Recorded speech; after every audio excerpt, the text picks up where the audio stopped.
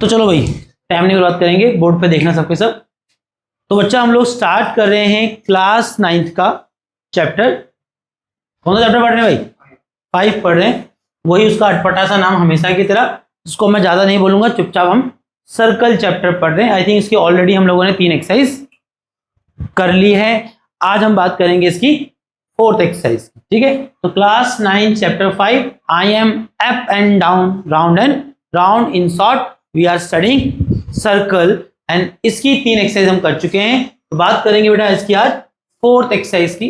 तो ऑब्वियसली जब हम 4th एक्सरसाइज में जाएंगे बेटा तो कुछ थ्योरम्स यहाँ पर भी है, यहाँ पर भी क्या है, कुछ थ्योरम्स है। उन थ्योरम के प्रूफ से ही हम स्टार्ट करेंगे। तो एक्सरसाइज 5.4 में जो पहली थ्योरम है बेटा, बहुत सिंपल थ्योरम है, मैं आपके लिए प्रूफ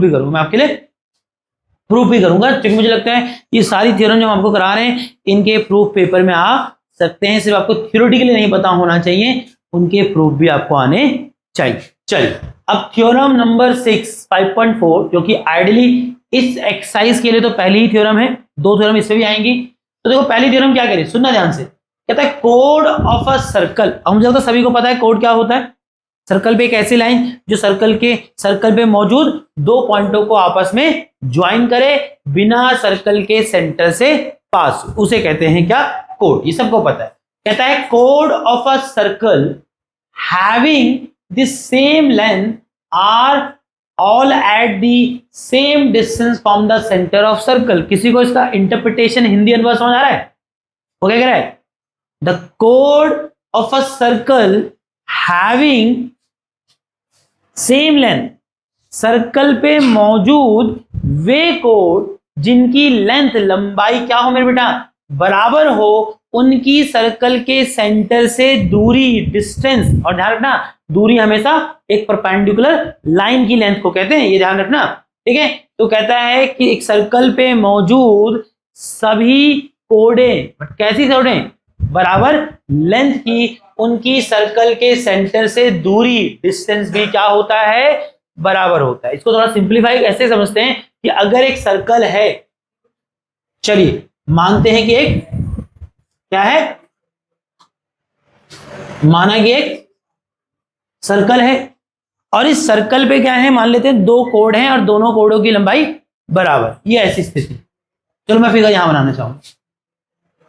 तो मान लेते हैं ये सर्कल है ना, और इस सर्कल पे क्या है, 2 कोड है। मान लो कि एक कोड है ए बी, बातें नहीं बेटा, दूसरी कोड है सी डी। अब थ्योरम क्या कह रही है कि सर्कल पे 2 कोड है, 2 से ज्यादा भी उसके फिलहाल हम 2 के लिए समझेंगे कि सर्कल पे अगर 2 कोड है, और थ्योरम कह रही है कि अगर, दैट इज अंग्रेजी में इफ, और जहां अगर और इफ आ जाए मतलब वहां ऐसा दे रखा है या वहां ऐसा है।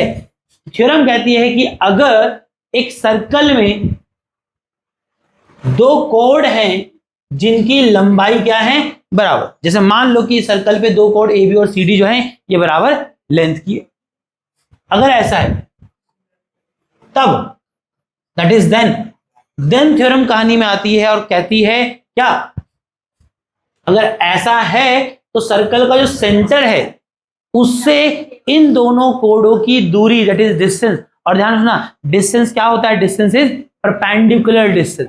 तो कहता है सर्कल से इनका डिस्टेंस बराबर होगा, सर्कल से डिस्टेंस बराबर होगा, मतलब सर्कल के सेंटर से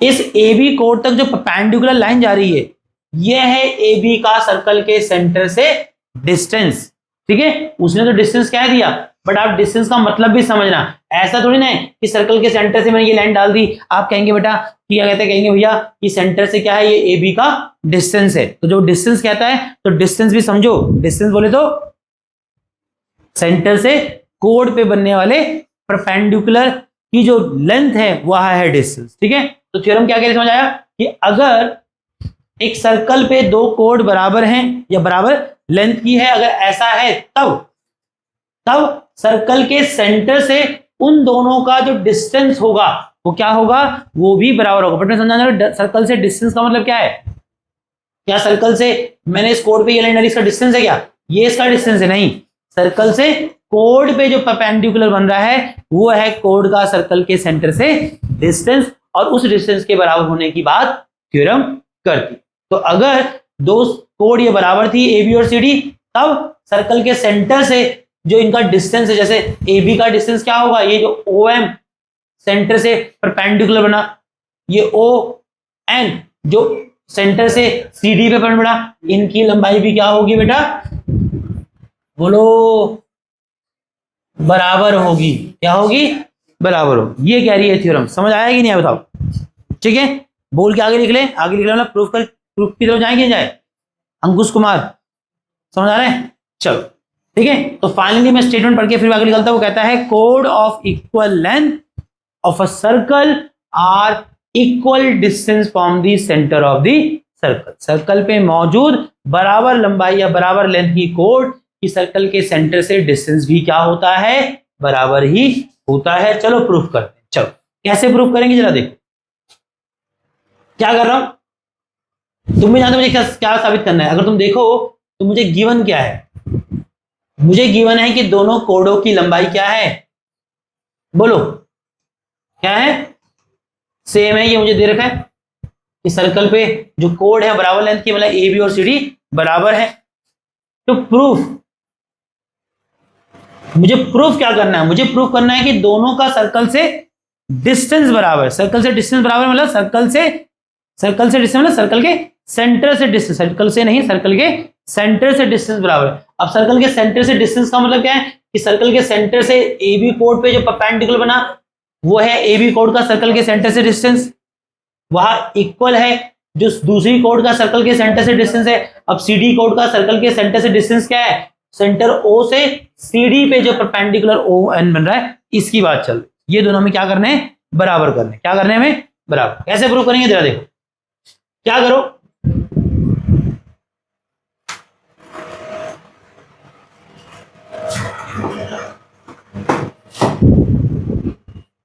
इसको यहां मिला देता हूं, बोलो इसमें कोई दिक्कत, जो मिलाया जा सकता है। चलो अब मेरे को दिमाग में चल रहा है कि मुझे कैसे भी करके ओ एम और ओ एन को बराबर करना।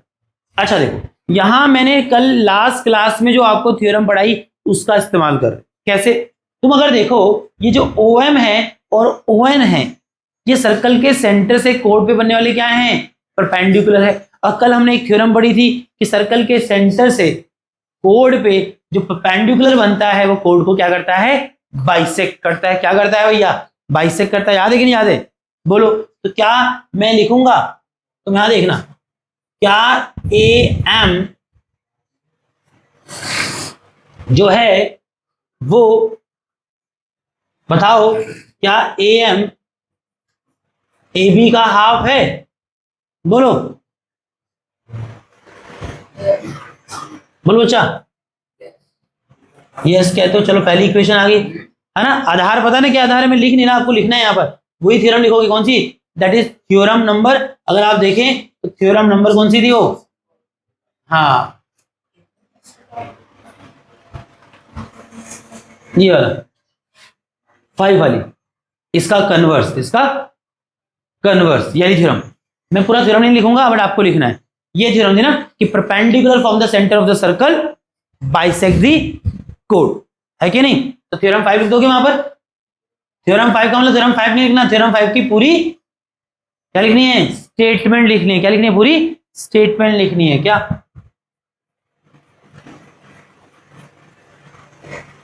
ठीक है।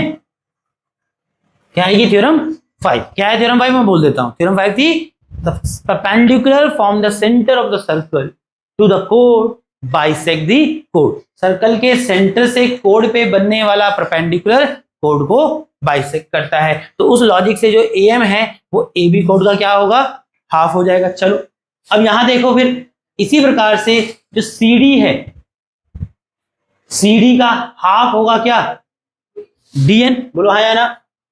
तो डी एन क्या है, हाफ ऑफ सी डी, बोलो है कि नहीं। सेम थ्योरम 5 यहां पूरी स्टेटमेंट लिखोगे, हाँ या ना, इतना समझ आ गया। चल अब बात करते हैं किसकी, इतना कर लोगे। अच्छा अब एक चीज और देखो भाई मेरे, आपको A B is equal to क्या दे रखा है? CD गिवन था, बोलो हाँ या ना, हाँ या ना, ये आपको गिवन था। और अगर AB और CD बराबर है तो मुझे लगता है कि AB का हाफ और अगर मैं यहां CD का हाफ करूं तो वो भी क्या होगा? बराबर होगा, हाँ या ना, बोलो, बोलो हाँ बच्चा। और from equation first and second AB का हाफ क्या है बेटा? AM, बोलो, बोलो बच्चा। और मैं ऑलरेडी CD का हाफ DN के बराबर कर चुका हूं, तो AM is equal to DN हो जाएगा, नहीं हो जाएगा? इसको मैं मार्क कर रहा हूं क्या? Equation third. क्या मार्क कर दिया इसको? Equation third. मुझे पता है मैं इसको यूज करूंगा आगे, ठीक है। तो मैं फाइनली क्या कर चुका हूं? मैं फाइनली कर चुका हूं क्या? अगर आपको ध्यान दिख रहा हो तो मैं फाइनली, अगर तुम ध्यान दो, ये जो AM आपको दिख रहा है, दिख रहा है, ये AM को मैं DN के बराबर कर चुका हूं। अब तुम बोले भैया नहीं क्यों किया होगा? आपको दिखेगा क्यों किया मैंने। अब जी, अच्छा मेरे को तो मूल क्या प्रूफ करना है? मुझे OM और ON बराबर करना है। अगर मैं ये कर देता हूं तो मैं कह सकता हूं कि हाँ, अगर सर्कल पे दो बराबर लेंथ की कोड बनेगी तो उनका सर्कल के सेंटर से डिस्टेंस भी बराबर होगा, ये साबित हो जाएगा। चलिए अब मैं चला गया हूं ट्राइंगल, जरा देखना, ट्राइंगल AOM दिख रहा है आपको? ट्राइंगल AOM बच्चा, बोलो बेटा, दिख रहा है? इसको ऐसा मार्क करने की आवश्यकता तो नहीं पड़ेगी।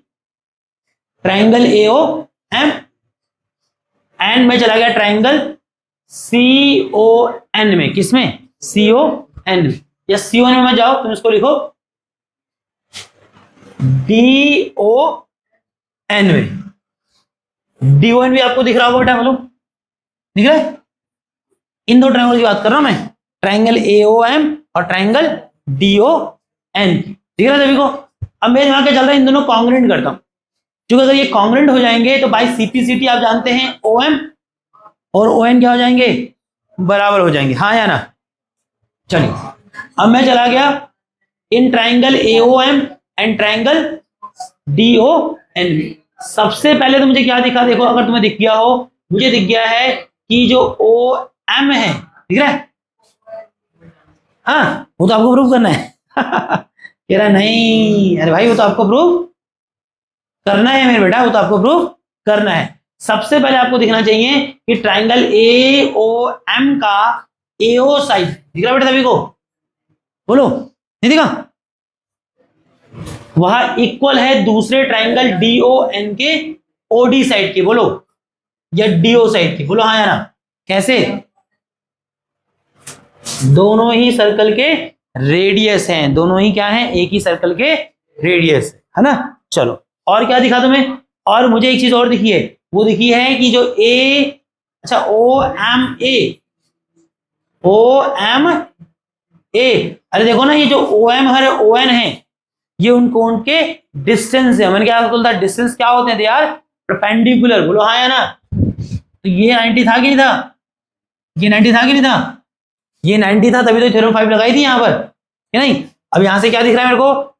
ट्राइंगल AOM का एंगल OMA इक्वल हो गया किसके? दूसरे ट्राइंगल DON के एंगल OND के, बोलो हाँ। रीजन, ईच दोनों ही क्या है? 90 डिग्री। दोनों के एक कॉरेस्पॉन्डिंग साइड बराबर हो चुकी है और एक कॉरेस्पॉन्डिंग एंगल बराबर हो चुका है। और कुछ याद आया? तो मैंने इस चीज को पहले ही नोटिस कर लिया था कि इस सवाल में एक चीज कम पड़ेगी, और उसका जुगाड़ देखो मैंने क्वेश्चन थर्ड में पहले ही वो मेहनत करके समझ आया। तो हर सवाल, क्योंकि अब तक पिछले भी जितने थ्योरम प्रूव करी, वहां सीधा सीधा दो ट्राइंगल लेते हो, सब कुछ दिख जाता है और कॉन्ग्रुएंट करके साबित करते हो। बट ये एक सवाल ऐसा है, सवाल बोलो थ्योरम ही बोलो, सवाल थ्योरम ही एक चीज है वो, है ना। क्या दिख रहा है? कि मेरे को दिख रहा था कि मैं OA को OD के बराबर कर दूंगा, इस एंगल को इसके 90 दोनों 90 बराबर कर दूंगा, फिर भी मुझे एक चीज कम पड़ जाएगी। देखो उसका जुगाड़ मैंने इक्वेशन सेकंड थर्ड में ऑलरेडी कर रखा है। मैं लिखूंगा कि ट्राइंगल AOM का AM साइड, दिख रहा है? बोलो, इक्वल है दूसरे ट्राइंगल ODON के DN साइड के।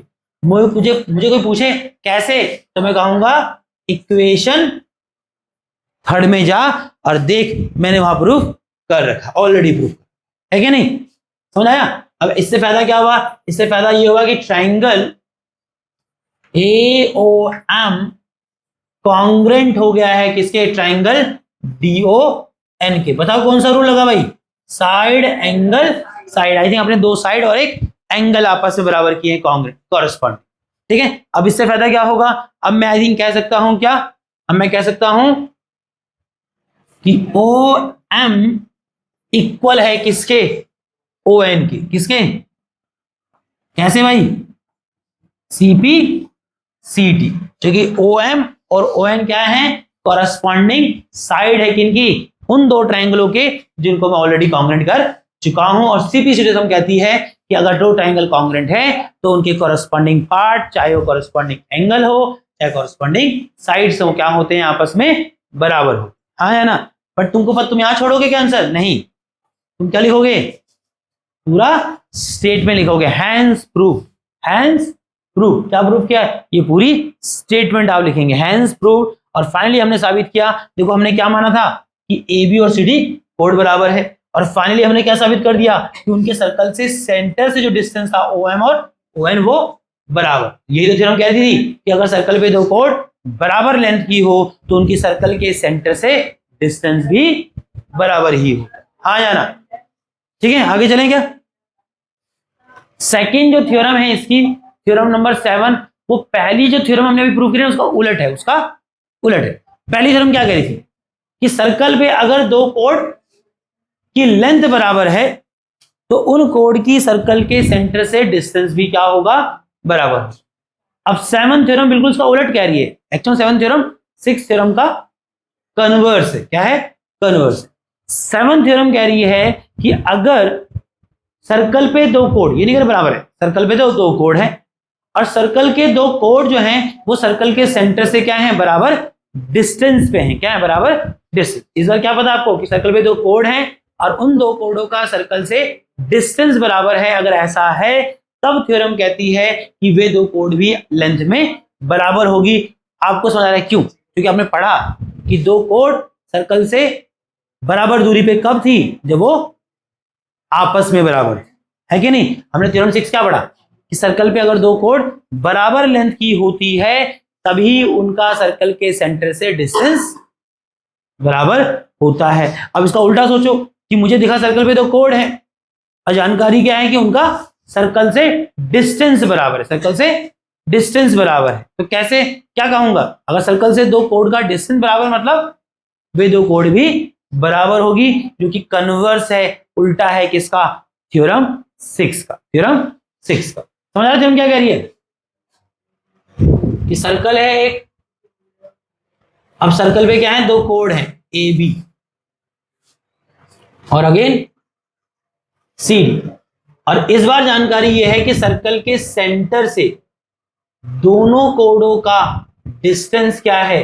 बराबर। और मैं बार बार बोल रहा हूं कि डिस्टेंस का मतलब समझना है, सर्कल के सेंटर से कोड का डिस्टेंस का मतलब है कि सर्कल के सेंटर से कोड पे जो परपेंडिकुलर पड़ रहे हैं उन परपेंडिकुलर्स की जो लेंथ है वह है कोड का डिस्टेंस। तो इस स्थिति में क्या गिवन है? अब यहां स्थिति यह है कि इफ अगर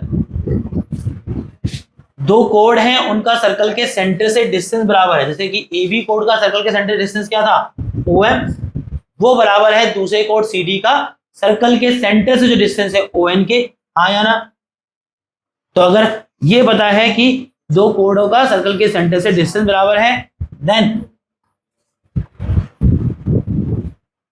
तब थ्योरम कह रही है क्या? कि उन दोनों कोडों की लंबाई भी बराबर होगी। तो AB कोड किसकी इक्वल होगी?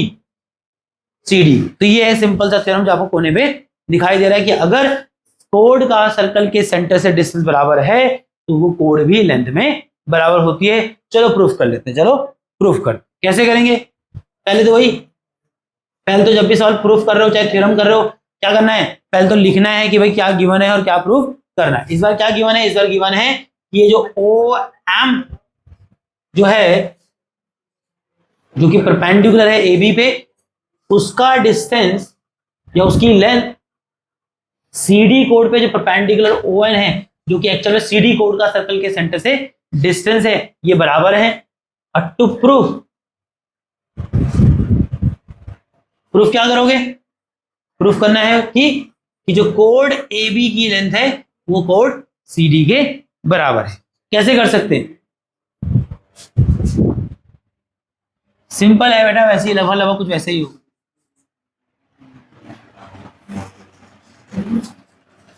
देखो अब दिमाग में ना मेरे वही चल रहा है कि मुझे ए बी और क्या करना है, सी डी को बराबर करना है। तो देखो शुरुआत वैसी ही होगी। तुमको देखो जो ओ एम है वो ए बी के परपेंडिकुलर तो अभी भी है कि नहीं? और ये पीछे मैंने यूज किया था कि अगर ओ एम ए बी कोड पे परपेंडिकुलर है तो ओ एम जो परपेंडिकुलर है सर्कल के सेंटर से कोड ए बी पे, वो कोड ए बी को क्या करेगा, बाइसेक्ट करेगा। हाँ या ना? बोलो तो क्या समझ आया यहां से? यहां से मुझे ये समझ आ रहा है कि जो ए बी है, ये जो ए एम है वो ए बी का हाफ। बोलो हाँ या ना? तो ए एम क्या है, हाफ है किसका, ए बी का। इसको सीधा ले सकते हैं क्या? बोलो पहली इक्वेशन। इसी प्रकार से जो ओ एन है वो भी तो सर्कल के सेंटर से उसके कोड सी डी पे बनने वाला परपेंडिकुलर है, तो वो भी क्या करेगा, कोड सी डी को बाइसेक्ट करेगा। तो एन डी जो है, या डी एन लिखो, कोई दिक्कत नहीं उससे, आप चाहे उसको एन डी बोलिए, बट दैट डी एन सुनने में सही लग रहा है ना? तो डी एन जो है वो हाफ है किसके, सी डी के। इतना समझ आ गया? बोलो इतना हो गया। चलिए अब क्या करना है,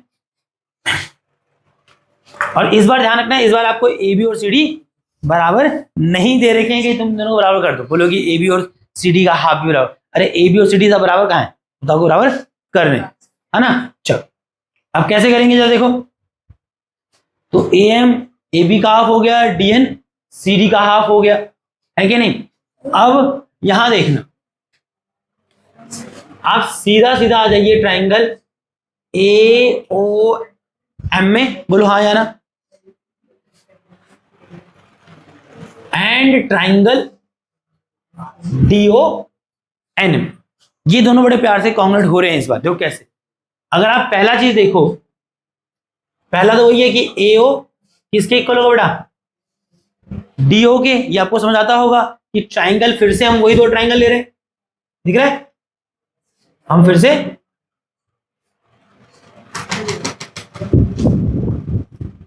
फिर से वही दो ट्राइंगल कंसिडर कर रहे हैं, हाँ या ना?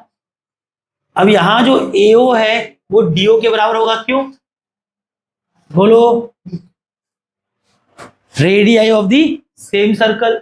और क्या बराबर दिख रहा है, एक मुझे दिख रहा है कि angle O M A angle equal to होगा ओ एंड डी के। रीजन ईच, और देख लो मैं कैसे प्रूफ कर रहा हूं भाई, ऐसे लिखोगे तो पूरे नंबर मिलेंगे। आप कुछ चीज लिख रहे हैं तो आप उसका जस्टिफिकेशन देंगे, थोड़ा सा गैप और क्रिएट कर सकते हो। मुझे और जगह ज्यादा चाहिए होती है तो मैं जगह थोड़ा कम छोड़ रहा हूं। कॉपी में तो आपको इधर नहीं जाना, कुछ सीधा नीचे ही जाना है ना, नहीं समझे? तो आपको थोड़ा हल्का सा और स्पेस करके लिखना है, थोड़ा साफ दिखाई देगा। ठीक है, चलिए इतना हो गया। और क्या दिख रहा है आपको, और कुछ दिखा? अरे मेरे भाई इस बार आपको मालूम है कि ये जो ओ एम है वो किसके इक्वल है बेटा? इस बार तो आपको ये गिवन है ना, क्या नहीं? तो ट्राइंगल ए ओ एम का ओ एम इक्वल है दूसरे ट्राइंगल डी ओ एन के ओ एन के। किस आधार पे ये कह रहे हो तुम लोग? ये आपको गिवन है। और ऐसा करने से देखो क्या हुआ कि triangle A O M congruent हो गया किसके, ट्राइंगल किसके, डीओ एन के। किसके, डीओ एन के। अब इन दोनों के कॉन्ग्रेंट होने से फायदा क्या होगा? अब triangle A O M triangle DO N के जब कॉन्ग्रेंट हुआ, इससे फायदा ये होगा कि अब आप कह सकते हैं कि ट्राइंगल ए ओ एम का ए एम साइड इक्वल है इसके कॉरस्पॉन्डिंग वहां जो डी एन है दूसरे ट्राइंगल में जिसके साथ ये कॉन्ग्रेंट था, दैट इज डी एन के, क्या होगा, इक्वल होगा। बोलो हाँ या ना? और यहां भी लिखो, ये आपने कॉन्ग्रेंट किस टर्म से किया भाई? दो साइड और एक एंगल, साइड एंगल साइड। और तुम एक चीज नोटिस करते हो मैं क्या करता हूँ, वैसे कोई मैंडेटरी नहीं, बट कोई टीचर लोग बोलते हैं देखो साइड एंगल साइड में क्या करता हूँ, पहले साइड फिर एंगल फिर साइड ही कर रहा हूँ, है कि नहीं। और कहीं अगर एंगल साइड एंगल रहा होगा तो पहले मैंने एंगल ही दिखाया फिर साइड ही दिखाया फिर एंगल ही किया। वैसे आगे पीछे कर सकते हैं, मुझे तो फर्क नहीं पड़ता, बट मैंने देखा कुछ टीचरों करते हैं नखरे, तो ठीक है। जिनके टीचर ऐसा बोलेंगे नहीं मुझे तो ऐसे चाहिए, वो ध्यान रखना, ठीक है। तो ट्राइंग जो जो AM है वो किसके इक्वल हो गया, DN के, दैट इज इक्वेशन थर्ड। कैसी आई है, बाय CP/CD। अभी मुझे बताओ AM और ND को बराबर करने से क्या फायदा, अगर AM और DN बराबर है बोलो तो इनके डबल भी बराबर होंगे, हाँ या ना बोलो, हाँ या ना। तो AM और DN बराबर है, तो अगर मैंने यहां डबल करा और 2 से यहां भी मल्टीप्लाई किया तो क्या बराबर रहेगा, रहेगा। अब मुझे बताओ AM is equal to DN, तो twice of AM will equal to twice of DN, और AM का दुगना क्या है, देखो AM क्या था, AB का हाफ, तो अगर मैं इस 2 को यहां ले जाता तो AB क्या है, AM का डबल, तो AM ट्वाइस ऑफ AM को कह सकता हूं मैं AB बोलो, और DM का डबल क्या होगा, क्योंकि DN जो है वो CD का हाफ है, तो DN अगर CD का हाफ है तो CD DN का ट्वाइस है, तो ट्वाइस ऑफ DN क्या हो जाएगा बेटा, CD, क्या हो जाएगा CD। और फाइनली मुझे लगता है आपने प्रूफ कर दिया है। और तुमने देखा हम कहां से स्टार्ट किए थे, हम यहां से स्टार्ट किए थे कि क्या गिवन था कि जो कोड AB और CD है इनका सर्कल से जो डिस्टेंस OM और ON है वो बराबर था, और हमने फाइनली क्या प्रूफ किया कि अगर दो कोड का सर्कल के सेंटर से डिस्टेंस बराबर था तो वो दो कोड भी लंबाई में बराबर, समझ आया, ये हमने प्रूफ किया। तो दोनों थ्योरम समझ आ गई आपको। ये थ्योरम क्या कह रही है कि सर्कल पे अगर दो कोड बराबर लेंथ की हैं तो उनका सर्कल के सेंटर से डिस्टेंस बराबर होता है। तो एक्सरसाइज 5.4 की 6th थ्योरम क्या कहती है, फाइनली कंक्लूड करके आगे बढ़ूंगा। 5.4 की 6th थ्योरम कहती है टू कोड ऑफ इक्वल लेंथ, या दो से ज्यादा भी हो सकता है, 2 के लिए बढ़ है ना।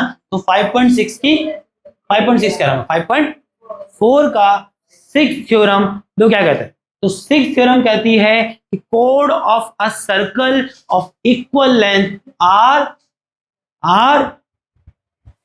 Equal distance from the centre of the circle. Hindi अनुवाद है, सर्कल पे दो कोड या दो से अधिक कोड जो बराबर लेंथ की हैं उनका सर्कल के सेंटर से डिस्टेंस बराबर होगा। और थ्योरम 7 इसका क्या कहती है, कन्वर्स दैट इज इसका बिल्कुल उलट है। वो कह रही है कि अगर दो कोड या दो से अधिक कोड सर्कल पे हैं जिनका सर्कल के सेंटर से डिस्टेंस बराबर है, मींस वो दोनों कोड भी या दो से ज्यादा कोड भी लेंथ में बराबर होंगी, हाँ या ना। चले चलो अब आ जाते हैं एक्सरसाइज 5.4 के क्वेश्चन नंबर 1 पे। सिंपल है, देखो इससे ज्यादा हमने थ्योरम में मेहनत कर ली है ना। अगर तुम्हें वहां समझ आया तो यहां बहुत इजीली समझ आएगा।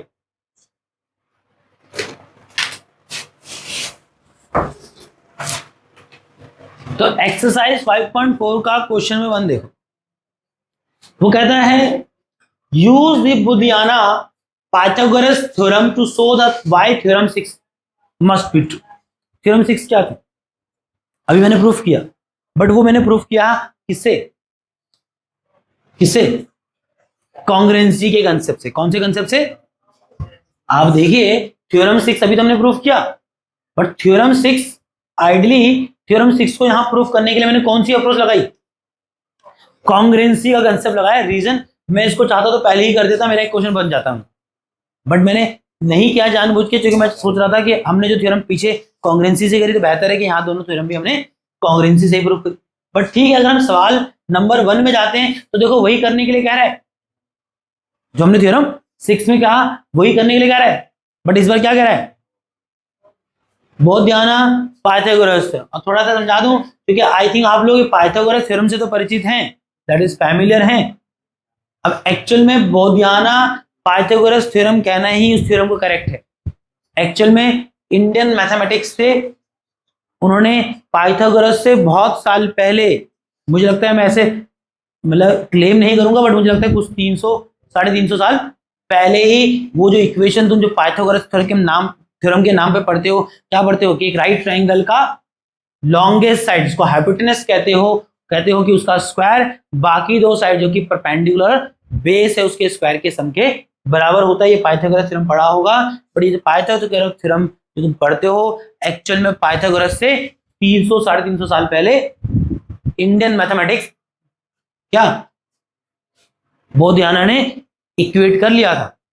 ठीक है, तो ये भी मुझे तब पता लगा जब मैंने तुम्हारा ये चैप्टर की एक्सरसाइज बनाने लगी। मैंने बोला क्या कह रहा है कि बोधियाना पाइथागोरस, मैंने गूगल मारा, मैंने कहा क्या होता है बोधियाना, पहले मुझे ही नहीं आता। मैंने बोला क्योंकि हम लोगों ने भी टाइम पे क्या पढ़ा, वही पाइथागोरस थ्योरम से ही जाना उसको, तो थोड़ा मैंने पढ़ा, तो वहां ये सब पढ़ने को मिलता है कि बोधियाना ही वो एक्चुअल व्यक्ति थे जिन्होंने वो इक्वेशन फॉर्मुलेट की थी। ठीक है, तो मुझे लगता है आज से उसको पाइथागोरस थ्योरम मत कह देना, है ना, दैट इज बोधियाना पाइथागोरस थ्योरम। तो कुछ नया चीज नहीं है, वही ऑलरेडी जो आप पढ़ चुके हो, बट सिर्फ नाम में करेक्शन करते हैं, और सच में ये करेक्शन बहुत जरूरी है मेरे हिसाब से भी। जो हमारा है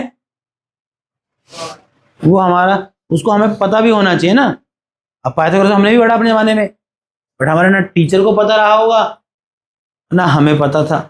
ठीक है, तो इसके लिए मैं एनसीईआरटी नई बुक को अप्रिशिएट करूंगा सच में। मैथ भले ही है बट हिस्ट्री, मैथ और साइंस का भी होता है। नहीं पढ़ा, मैंने कहा तुमने इलेक्ट्रॉन पढ़ा केमिस्ट्री में, तो सिर्फ इलेक्ट्रॉन पढ़ते ना, पर तुमने पढ़ा, तुम्हें पढ़ाया गया ना कि इलेक्ट्रॉन किसने डिस्कवर किया, जिसने डिस्कवर किया उसका क्रेडिट उसको देते ही हो ना, ऑब्वियस सी बात है। तो जो डिस्कवर हम लोगों ने किया उसका क्रेडिट उसको व्यक्ति को मिलना चाहिए। चलो मैं समय नहीं खर्च करूंगा, मैं मान के चल रहा हूँ कि पाइथागोरस थ्योरम जो कि आज हो गई है, आज क्या वो पहले से थी, बट हमें आज पता लगा दैट इज बोधियाना पाइथागोरस थ्योरम सबको पता होगा। अगर बताना तो फटाफट बता देता हूँ कि अगर एक राइट ट्राइंगल है तो आप जानते हैं राइट ट्राइंगल की अपोजिट जो साइड होती है वो उसकी सबसे लंबी साइड होती है ना। अगर मान लेते हैं कि राइट ट्राइंगल है ए बी सी, है ना, और राइट ट्राइंगल के 90 डिग्री वाले वर्टेक्स के अपोजिट जो साइड होती है वो होती है longest side of the right angle triangle, जिसको हाइपोटेनस कहते हैं। बाकी दो साइड के एक परपेंडिकुलर हो जाता है, एक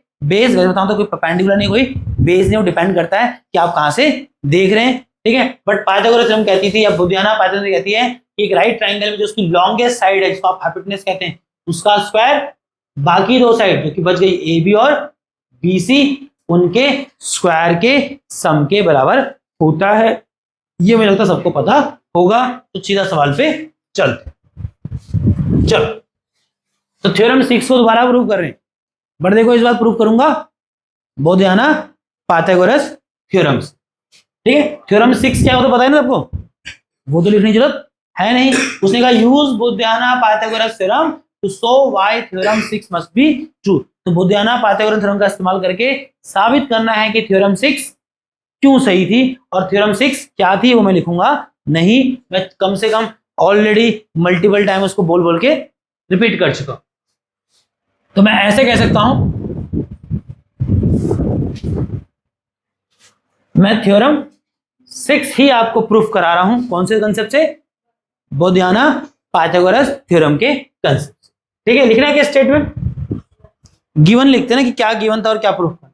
चलो क्या कराया, एक सर्कल बनाया और थ्योरम 6 में क्या प्रूव करना था, क्या गिवन था वहां पर, वहां गिवन था कि एक सर्कल में कोड्स हैं क्या बराबर लेंथ की, है क्या नहीं। तो माना कि वो कोड ये रही, माना कि वो कोड ये रही ए बी और एक सी डी जो बराबर लेंथ की है।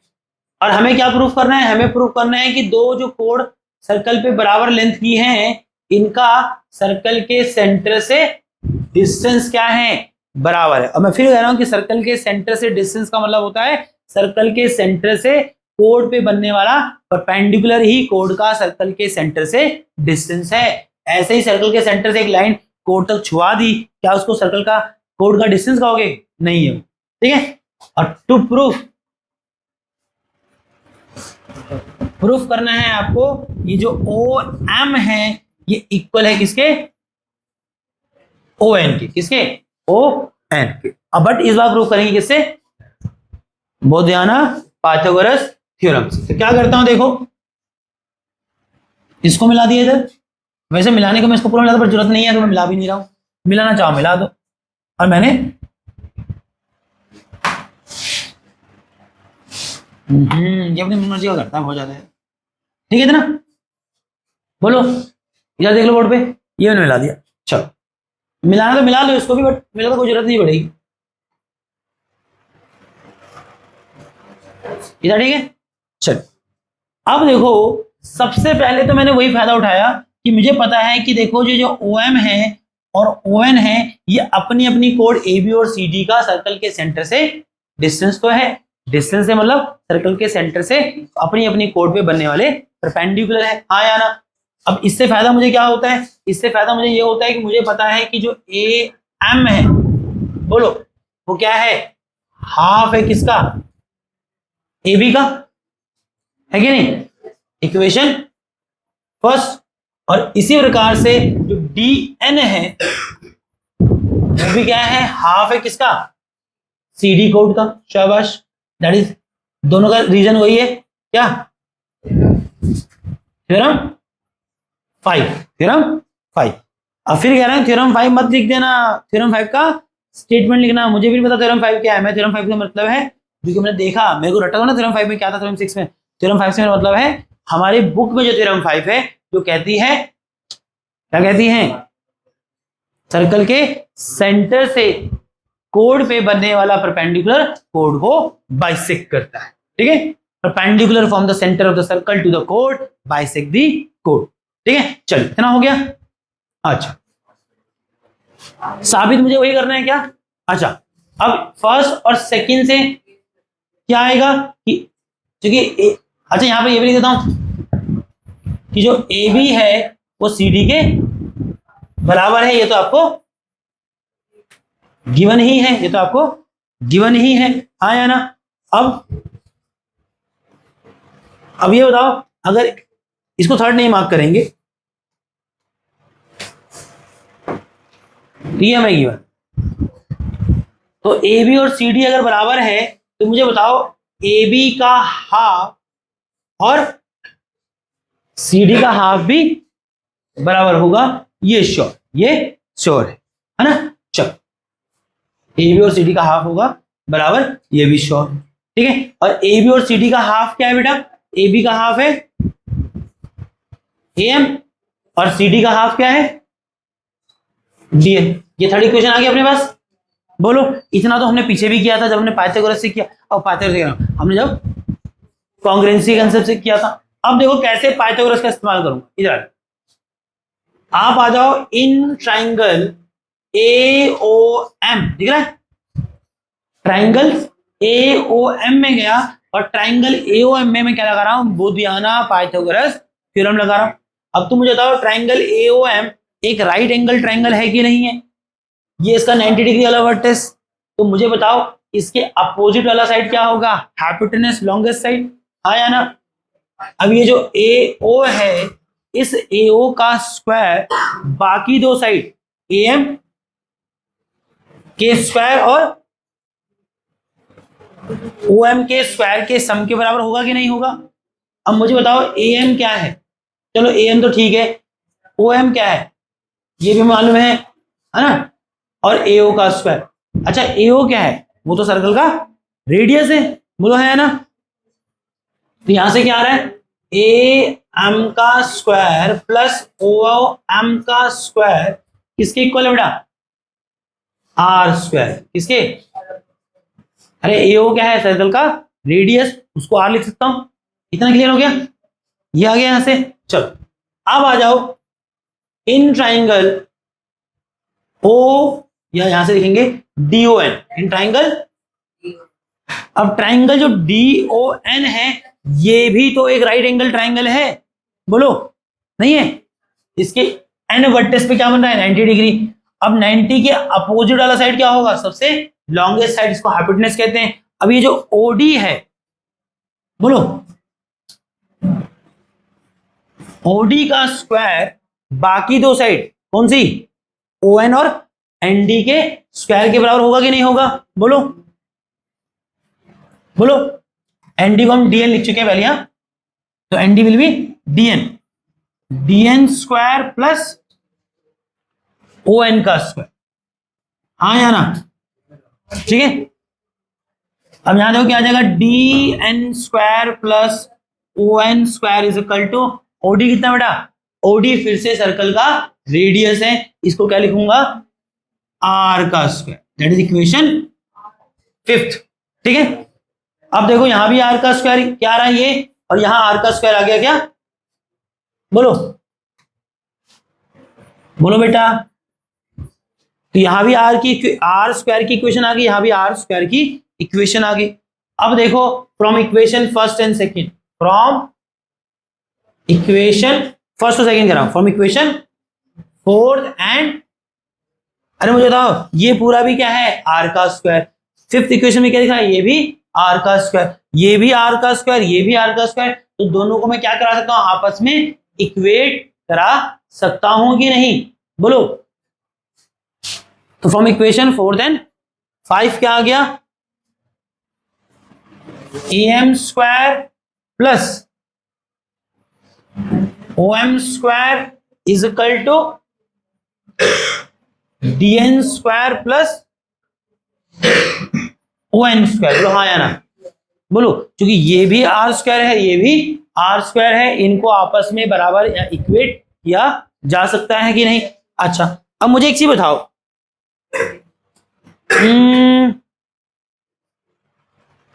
मैंने कहीं पे कुछ इक्वल क्या था, इक्वेशन 3 देखो, इक्वेशन 3 में मैंने am को dn के बराबर किया था, तो अगर am dn के बराबर है तो am का स्क्वायर भी तो dn के स्क्वायर के बराबर होगा कि नहीं होगा, तो याद ये कर सकते हैं क्या यहां पर, बोलो। आप यहां लिख सकते हैं ब्रैकेट में क्या, am इज इक्वल टू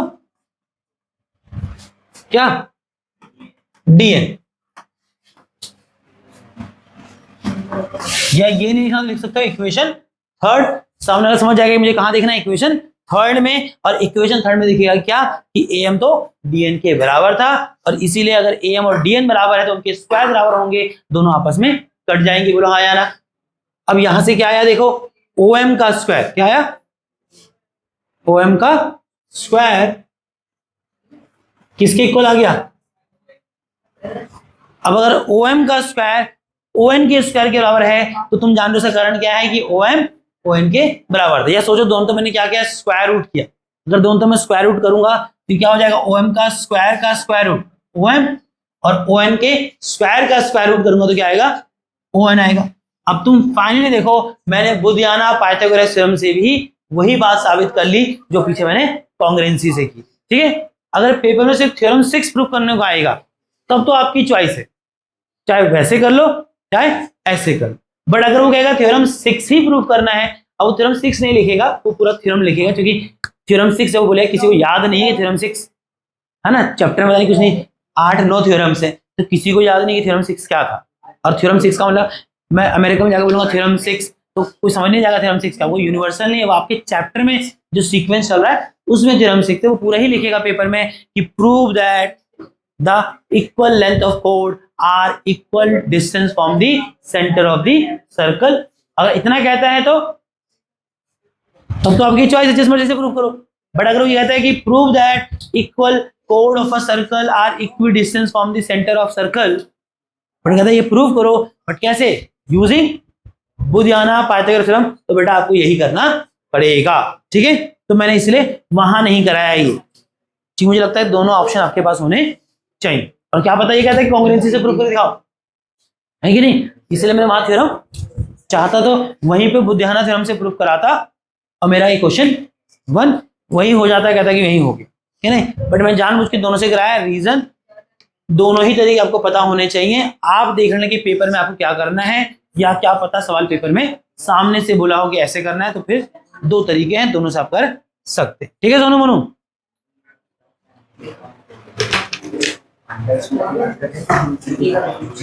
बातें कम करो भाई,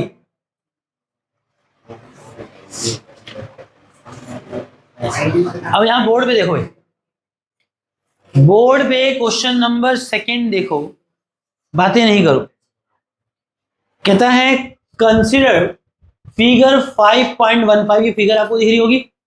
इस फिगर को आपको ध्यान देना है, इसको आपको कंसिडर करना है।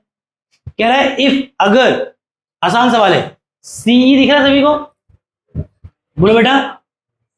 कह रहा है ये CE is perpendicular to AB, ये जो सीई है ये एबी पे, और देखो नहीं भी बोलता तो तुम देखो फिगर में आपको यहां पर ये बना रखा है, इसका मतलब परपेंडिकुलर ही होता है ना। बट उसने सामने से बोला कि सी एबी पे परपेंडिकुलर है, हिंदी में परपेंडिकुलर कहते हैं सालंब। क्या कहते हैं? सालंब। क्या कहते हैं? सालंब। तो हिंदी में इसको ऐसे बोला जाएगा, सी एबी कोड मतलब जीवा पे सालंब है, ठीक है। सालंब मतलब 90 डिग्री बनाती है। चलो आगे देखो, सी एच, इधर देखो भाई, सी एच इसी प्रकार से कहता है कि जो सी एच है वो जी सी एच, ये रहा परपेंडिकुलर है किसके? जी एच के। किसके? जी एच। अब वो सी एच जी एच के परपेंडिकुलर बोलो या सी एच को पूरे जी एफ के परपेंडिकुलर, एक ही बात है कि नहीं। तो उसने कहा कि जो सी एच है वो जी एच के परपेंडिकुलर है। ठीक है, अच्छी बात है, ठीक है।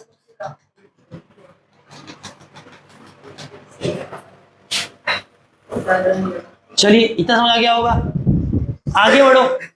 एंड उसने एक इंपॉर्टेंट बात आपको कहते देखिए कि ये सीई है, ये दिख रहा है, ये सीई इक्वल है किसके? सी एच के। ये जानकारी भी उसने आपको दी है। और हमें कह रहा है साबित करो क्या ये जो ए बी है ये जी एफ के बराबर है। तो मैंने कहा कुछ नहीं है, थ्योरम 7 है ये, है ना। ये मैंने लिखा है, सवाल में नहीं लिखा, मैंने जानबूझ के यहां डाला ये बताने के लिए, कुछ नहीं, थ्योरम 7 ही तो हो गया ये, है ना। थ्योरम 7 क्या कहती, मैंने आपको ऑलरेडी बता दिया था। अब यहां देखो, बट ठीक है, इसको ऐसे मत देखो, सवाल के रूप में ही देखो। अच्छा कैसे करेंगे देखो, तो क्या क्या गिवन है आपको समझ आ गया। एक तो मुझे गिवन है क्या, सी ए बी के परपेंडिकुलर है, और सी एच जी एच बोलो या पूरा जी एफ ही बोल लो, उस पर परपेंडिकुलर है, ठीक है।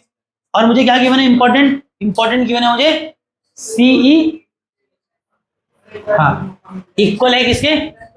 सी एच के। कोई बातें कर रहा है और मेरे सामने बैठ के बातें करेगा, एक गाल पे भी आ जाएगा। सीई परपेंडिकुलर किसके? सी एच के। अच्छा अब यहां देखो क्या प्रूफ करना है बेटा। तो प्रूफ की अगर बात करूं तो आपको साबित करना है ये जो पूरा ए बी है ये इक्वल है किसके? जी एफ के। ये आपको साबित करना है। चलिए कैसे करेंगे जरा ध्यान देते हैं, कुछ सोचने वाले। तो मुझे ए बी पूरा पूरा जी एफ के बराबर लाना है। चलो ठीक है, मुझे थोड़ा बहुत दिखने लगा, मैं इसके लिए फिर से बोधियाना पाइथागोरस थ्योरम ही यूज करूंगा, क्योंकि ऑलरेडी मैं सीपीसीटी तो कर ही चुका था, मैं चाहता तो उससे भी कर सकता हूँ, है ना। मैं इसको बोधियाना पाइथागोरस थ्योरम से ही करना चाहूंगा, है ना। देखो क्योंकि ऑलरेडी कांग्रुएंसी वाले कंसेप्ट में पीछे कर चुका। अब यहां सबसे पहली बात तो वही, तुम देखो कि ओ एच और ओ ई अपनी अपनी कोड पे क्या है, परपेंडिकुलर है। तो आई थिंक मैं लिख सकता हूं कि जब सी एच जी एफ पे परपेंडिकुलर है, तुम भी जानते हो सी एच सर्कल के सेंटर से बनने वाला परपेंडिकुलर है कोड पे। और ऐसा परपेंडिकुलर जो कोड पे कहां से बन रहा है, सर्कल के सेंटर से। हमने पढ़ा वो कोड को बाइसेक्ट करता है, थ्योरम नंबर 5। Theorem number 5। तो क्या मैं लिखूं क्या, इस जी एच जो है क्या है बेटा, जी एच पूरे जी एफ का हाफ है, बोलो। और इसी प्रकार से ऊपर भी देखो तो ओ ई सर्कल के सेंटर से कोड ए बी पे बनने वाला परपेंडिकुलर है। तो जो सी ई है वो ए बी पे परपेंडिकुलर है, तो ए ई क्या होगा बोलो, शाबाश, वो ए बी का हाफ होगा। That is first, that is second reason है थ्योरम 5। थ्योरम पूरा लिखो। चलिए इतना क्लियर है? अच्छा, अब क्या करने वाला हूं, ये दोनों बराबर हो गए, छोड़ दो यहां पर। अब आ जाओ कहां पर, in triangle GHC, in triangle GHC, one बेटा बातें थोड़ी कम करो। इन ट्राइंगल GHC देखो बेटा, इन ट्राइंगल GHC अगर आप देखें तो GHC एक क्या है, राइट एंगल ट्राइंगल है। क्या है? राइट एंगल ट्राइंगल है। और अगर बेटा ये राइट एंगल ट्राइंगल है तो मुझे लगता है इस पे पाइथागोरस बोले तो बुधियाना पाइथागोरस थ्योरम लगेगी। और मुझे लगता है कि जो GC है, ठीक है, बोलो GC का स्क्वायर किसके इक्वल हो जाएगा, बाकी दो साइड, GH का स्क्वायर प्लस CH का स्क्वायर, हाँ या ना बोलो। इतना क्लियर है सबको? अच्छा, अब यहां से अगर आप देखें तो GC स्क्वायर क्या है, अगेन वो सर्कल का रेडियस है, तो उसको मैं R लिख सकता हूं, तो R स्क्वायर आ जाएगा GH का स्क्वायर प्लस CH का स्क्वायर। ये होगी आपकी इक्वेशन थर्ड। शाबाश। इसी प्रकार से मेरे बेटा आप आ जाइए एक बार ट्राइंगल किनसे में, कौन से में, AEC में। इसमें AEC में आ जाइए। अब ट्राइंगल AEC में आप आ गए तो यहां देखिएगा, यहां पर फिर से क्या लगेगा, पाइथागोरस थ्योरम। अब यहां पर देखिए बेटा ये 90 डिग्री है, तो 90 के अपोजिट वाला जो साइड है AC, वो है लॉन्गेस्ट साइड बोले तो हाइपोटेनस। तो AC का स्क्वायर इक्वल हो जाएगा बाकी दो साइड, कौन सी, AE और EC के स्क्वायर के।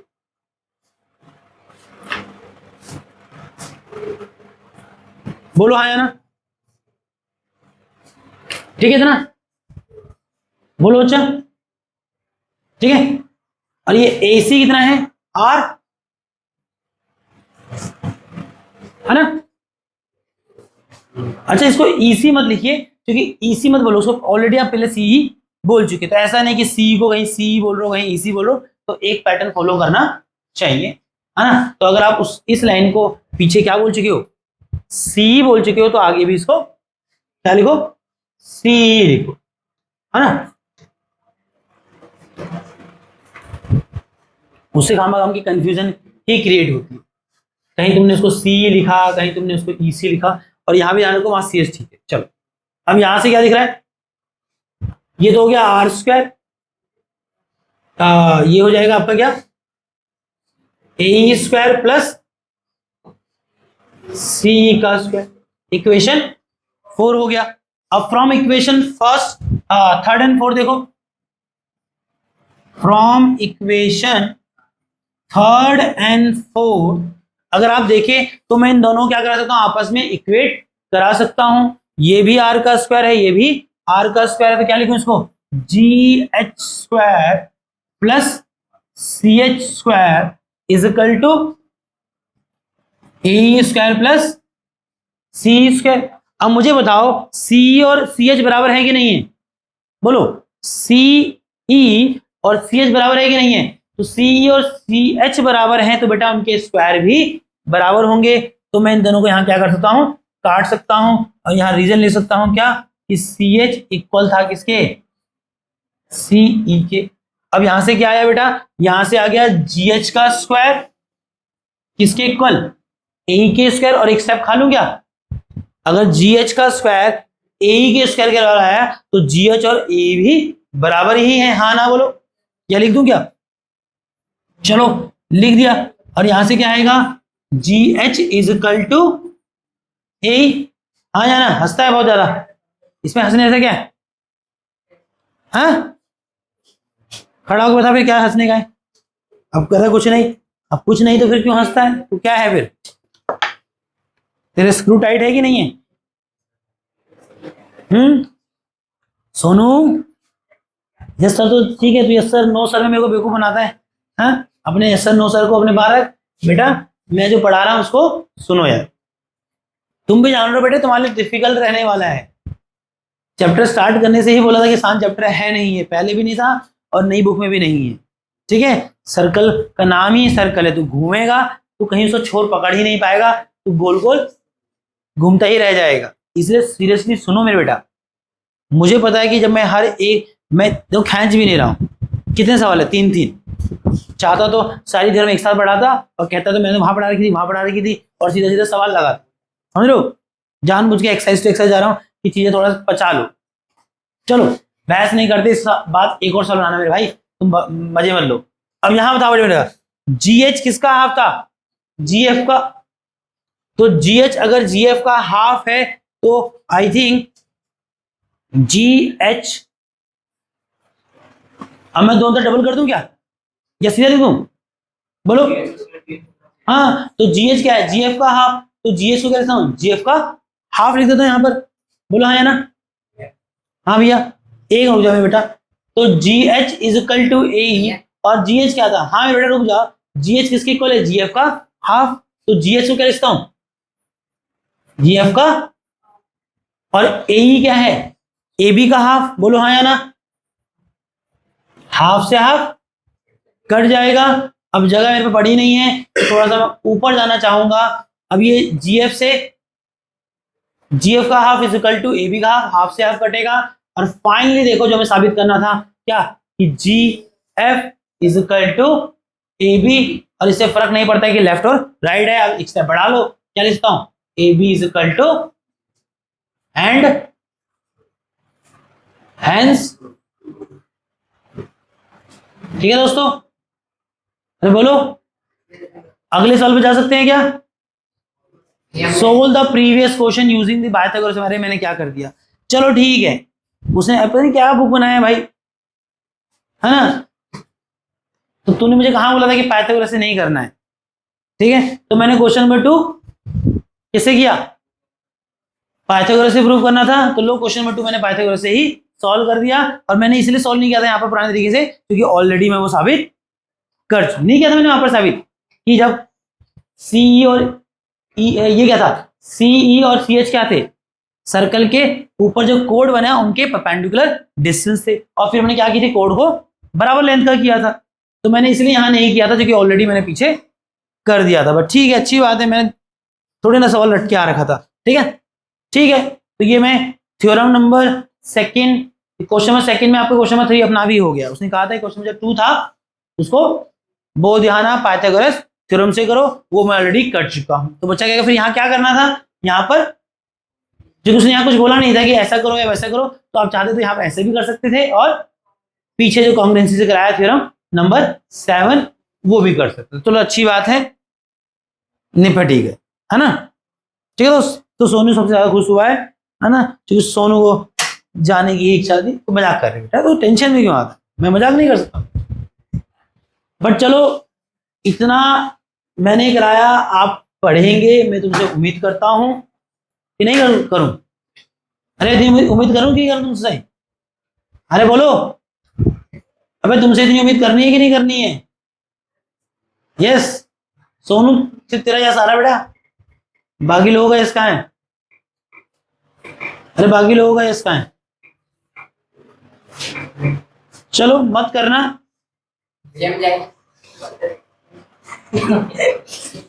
आप जाइए बेटा, आप जाइए।